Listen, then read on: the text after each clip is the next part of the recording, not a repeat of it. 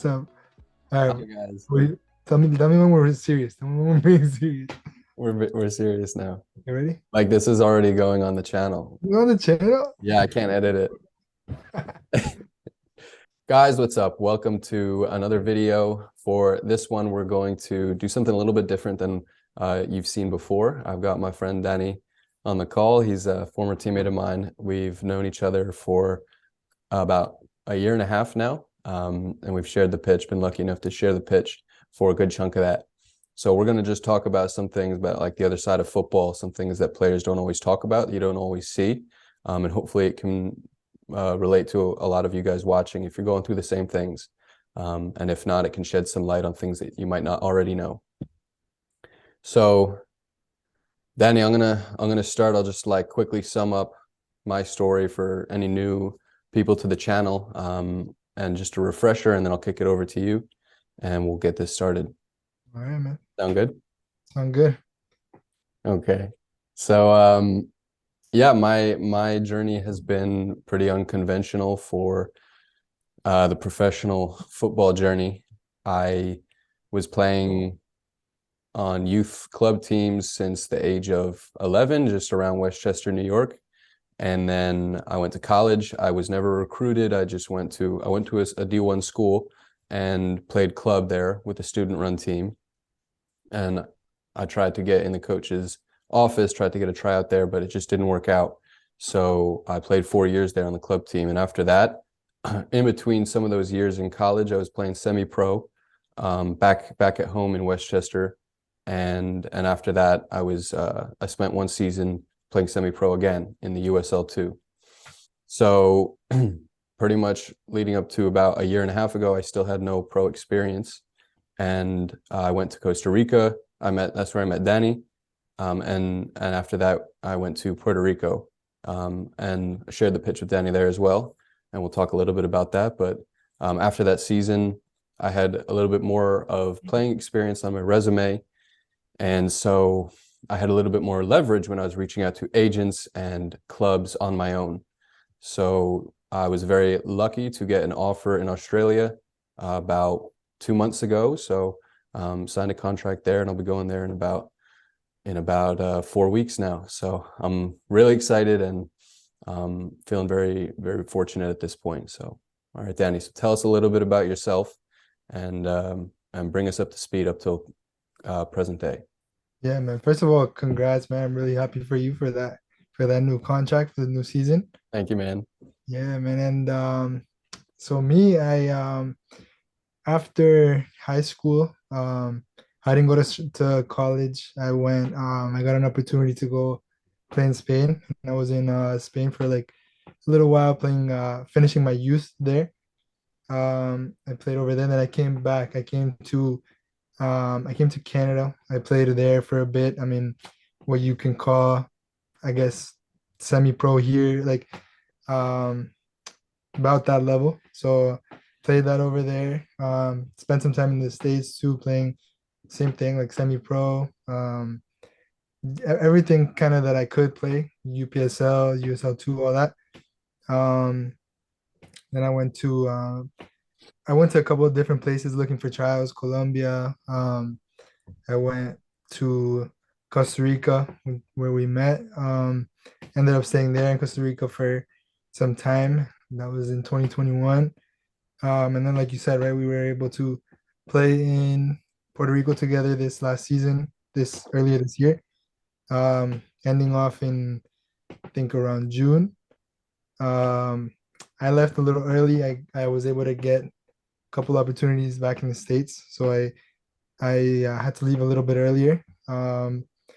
But yeah, fast forward to about 2 months ago. I was in the States playing. So this was post season. I mean, everything was kind of dying down. And me personally, I kind of play wherever I can play, right? I just like to get in as many games, as much pickup, whatever it is possible. So there's You're saying like in between teams in an off-season period. yeah, yeah. And so I got invited to this money tournament and I went, and then unfortunately I had accident there. I had an injury. I ended up tearing my ACL and meniscus, Mm. um, which I got surgery for a couple days ago, like 4 days ago. So yeah, I mean, now I'm just dealing with that injury, doing rehab, everything like that. Looking forward to recovering, to getting back on the pitch. So it's interesting you talked about like in between teams, part of staying sharp and staying fit and ready for another opportunity involves playing in tournaments like those, and pickup games.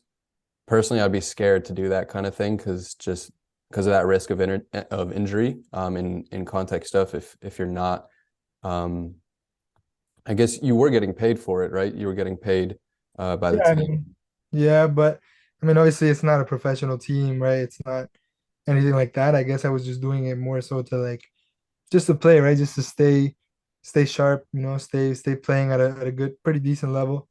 Um, and I mean, so like to some, maybe it's not, maybe like it's not something ideal I should be doing, but the way I look at it is kind of like I just feel like I should be playing as much as I can, right? Like Yeah. games, training as well, of course, like individual and group trainings, things like that.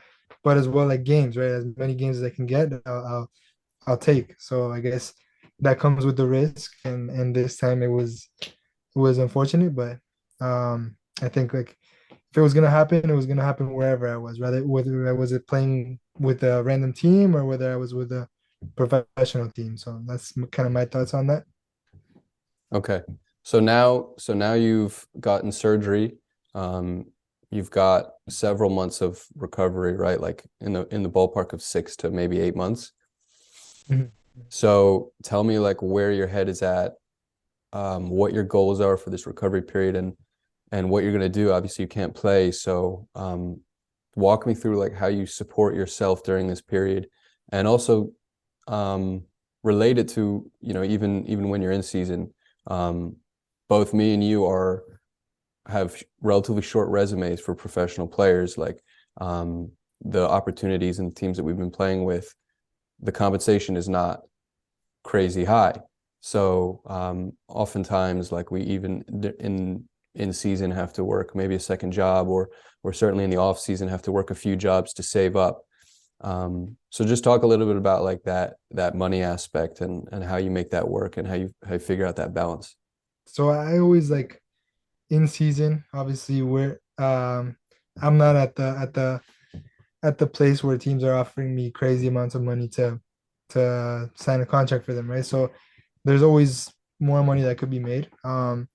When we had our season in Puerto Rico, I remember I looked for an extra job on the side, coaching, um, just doing little things like that, right? During season, whenever I could. Um, that's what I usually try to do in season. And of course, if I have the time, I'll do other stuff like, I mean, little things that I could do on the side, right? Which is not a lot, but things like just deliveries, like Uber Eats, things like that, that would let me kind of work around my schedule. Um, Kind of do things like that. And then during the off season as well, I'll do things like that because obviously my main focus is training, staying fit, staying sharp. So whatever will allow me to kind of maintain my training schedule, game schedule, all that, I take. Yeah. Even coaching, right? I started a little a business, private coaching business, and I do that as well. Kind of just around my schedule, right? So Yeah. but it works out. Can't really walk right now too much, so right now I'm just off savings, which is not ideal at all. I mean, luckily I'm staying with people who allow me to stay with them. I'm not really struggling too much, I guess I could say. Right, I'm living off savings, which is not ideal at all. As soon as I can walk, I'm gonna start looking for things to do to get income, but obviously prioritizing therapy, right? Which is then the my goal, right, for 2023 is get as much therapy done as possible and hopefully get back on the pitch earlier than expected. You had mentioned right that 6 to 8 months, but taking it as like as like I need to do double, triple the amount of the average person because this is what I do, right? This is my profession. It's football. So I'm gonna be doing extra, hoping to get back in less amount of time.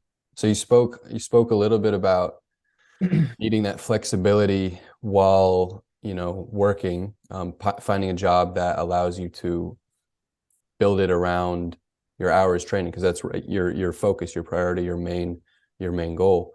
But of course, we all need money to live.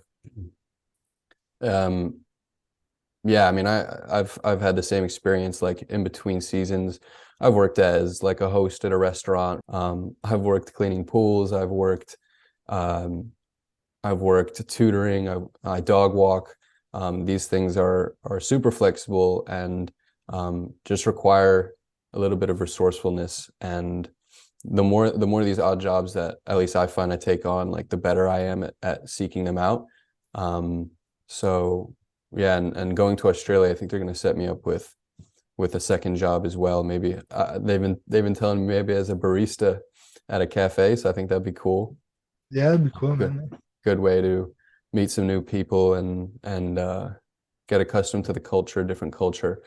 But yeah, surely like it's a struggle to find that balance because mentally I'm like, I want to be getting better as a footballer every day. Um, Exactly. but I need money and Right. and more money is never a bad thing. Like um, especially at the income level that at least I'm at right now. So And it's good that I mean your club's providing that, right? I mean, a lot of clubs don't. Like I know when we were in Puerto Rico, they didn't really provide that. You know, we kind of had to go out and look for whatever we could. I know you did tutoring when we were out there. right. Um, I guess it's just a matter of like how you know your financial status. You know how you're doing, and if you really could use that extra money, you're gonna go out and look for whatever you can, right? Like regardless of the situation with the club, if they provide it or not, you're gonna look for it. Yeah. Yeah, I mean that reminds me of what you're saying about having friends to stay with or family to stay with. Everybody needs some kind of support system. Mhm. So I don't know. I mean, one thing I would say is networking is a big thing in football and even beyond like networking for career opportunities in football. Like always be looking to make friends. Build your own support system. I think that's really important, and it can help you in times like these where you pick up an injury, maybe you have a friend in Canada that you can live with or a girlfriend or something like who knows. Or Um, even like I mean, not even doesn't even have to be during an injury, right? Like I mean, I remember right after our season in Costa Rica, um, I mean we knew each other, but it wasn't as good as we do now. And I was going to New York, and I remember I talked to you and you let me stay at your house, which was really nice of you. Thank you for that. Um, and you know but you're welcome anytime. yeah, man, I remember, and like I mean, it comes back to networking, right? I mean, we stayed in touch after playing in Costa Rica, and if roles would have been reversed, if you would have needed to come where I was, would have been the same thing, right? I would have let you Yeah, stay. So it comes in handy, networking, not just for, getting contacts for trials and stuff. yeah. Football brings people together. It's one of the things we love about it so much. Yeah. All right, so the last thing that I want to end on is just I'm gonna put you on the spot a little bit. For anybody that's watching, maybe finding themselves in like a similar position, looking for teams or looking for advice on the early stages of their career, what would you tell them to keep in mind? Like, what's one piece of advice that you think everybody should carry with them? Um, that Mhm. you I actually have two. I have two. Oh, okay. You can never network enough. Like you can never say you know enough people. You'd be surprised the amount of opportunities you could find, the amount of help you could get just by making friends, making establishing relationships with people. That, and I'd say also like playing as much as you can. Where I mean, that's me, right? I know maybe we have different views on that, but I think my view on that is kind of like just play like wherever. Every day, literally like every day. I mean, because you're you're at a point in your career, right? We said this advice would be for people kind of starting off, where you just need to get better, get better, get better. I mean, you always have to get better, right? But especially in that beginning, I think, right? And in that phase where you're looking for that first pro contract, Yeah. you're gonna have the edge over their already starting right back or center back or their six, whatever it is. And to do that, you gotta get like you gotta play as much as possible, right? Yeah. So training, of course, every single day, but playing too, playing, just wherever you could go, pick up whatever it is. And yeah, like me right now, I'm in bed, unable to move because I went to something that like just a little money tournament. But I don't know. I think just playing as much as possible will help you get better. So that yeah, that's kind of my advice. And yeah, I think those are two really good pieces of advice. And I wouldn't necessarily say I disagree with the second bit about more playing is always better. I think I agree with that. I would just maybe add an asterisk for myself, like um, I'm always going to be looking to play. However, um, the risk of injury, like I am always thinking about that, and I've been very lucky so far.